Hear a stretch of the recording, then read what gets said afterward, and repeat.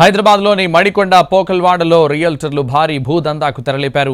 ధరణిలో గోల్మాల్ చేసి 1000 కోట్ల విలువ చేసే ల్యాండ్ కబ్జా చేశారు. ఎలక్షన్ల హడావిడిలో కలెక్టర్లు ఉండగానే పాస్బుక్లు జారీ అయ్యాయి. 5 ఎకరాల ల్యాండ్ కోసం 3 కోట్ల డీల్ కుదుర్చుకున్నట్టు ప్రాథమిక విచారణలో తేలింది. బ్లాక్ లిస్టులో ఉన్న ల్యాండ్కు పాస్బుక్లు జారీ కావడంతో ఎంఆర్ఓ కంగుతిన్నారు. ఆయన పోలీసులకు ఫిర్యాదు చేయడంతో రియల్టర్ల బాగోతం బయటపడింది. దీనిపై మరింత సమాచారం మా ప్రతినిధి రమేష్ వైట్ల అందిస్తారు.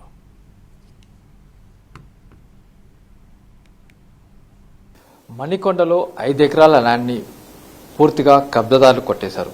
అయితే ధరణిలో ప్రొబేటర్ లిస్టులో ఉన్న ఈ ల్యాండ్ని ఏకంగా ధరణిలో పనిచేస్తున్న అధికారులు కలిసి ల్యాండ్ని ప్రైవేట్ వ్యక్తులకు మొత్తంగా పాస్బుక్లు ఇచ్చేశారు.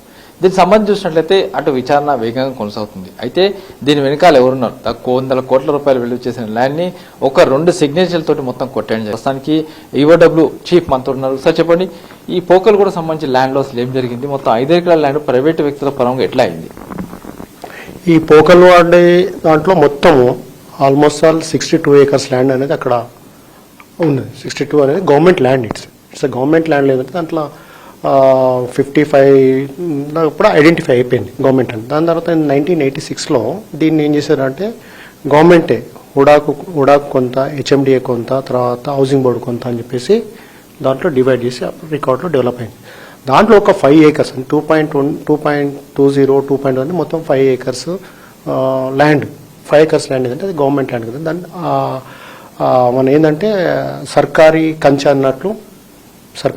అన్నట్లు అక్కడ సమ్ ఇల్లీగల్ చెప్తున్నట్లు అట్లా చూపించారు. పోరంబోగు సర్కారీ పోరంబోగ్ అనేది ఉంటుంది, గవర్నమెంట్ ల్యాండ్. దాంట్లో ఏమైందంటే అక్కడ ఇదే అంతా అయిపోయిన తర్వాత ఏమైందంటే అక్కడ ఒక పూస లక్ష్మయ్య అనే అతను నాకు అక్కడ ఉన్నదన్నట్లు అతను ఏదో క్లెయిమ్ చేయడానికి ప్రయత్నాలు చేసుకుంటూ నేను అంటే అక్కడక్కడ ఏదో కొంత వేసినానని అక్కడ కొంచెం నేను జొన్నలు వేసిన సజ్జలు వేసిన అన్నట్లు అనుకుంటూ వస్తున్నట్లు ఉన్నంత అతనికి 2 కొడుకులు, పూస రవీందర్, పూస ప్రహ్లాద్ అని చెప్పి వాళ్ళిద్దరు కూడా ఏం చేశారంటే మొత్తానికి వాళ్ళు అది చూసుకుంటూ దూరంకి వెళ్ళి వాచ్ చేసుకుంటూ మాకు ఎన్నడికైనా ఉన్నాడు మాకు అవుతుంది కదా, అట్లా అవుతుంది కదా, ఇట్లా అవుతుంది అని చెప్పేసి ఒక దీంట్లో ఒక కల్పనలో ఉండేసి ఆ ల్యాండ్ ఆ 5 ఏకర్స్ ల్యాండ్ వాళ్ళు తీసుకోవాలి మాకు సంబంధించినట్లు వాళ్ళు క్లెయిమ్ చేసుకుంటూ ఉన్నారు. 10 మందిని మొత్తం 10 మందిని అరెస్ట్ చేసి జ్యుడిషియల్ రిమాండ్ పంపడం జరిగింది. వాళ్ళు మళ్ళీ ఇప్పుడు కస్టడీలో తీసుకుంటాం. ఇంకా ఫర్దర్ ఇన్వెస్టిగేషన్లు ఏమేమి, ఇంకా ఎవరెవరు బాధ్యతలు, ఇంకెవరెవరి మీద ఇది అవుతుందని దాన్ని ఇన్వెస్టిగేషన్ తెలుస్తుంది. దీంట్లో ఫస్ట్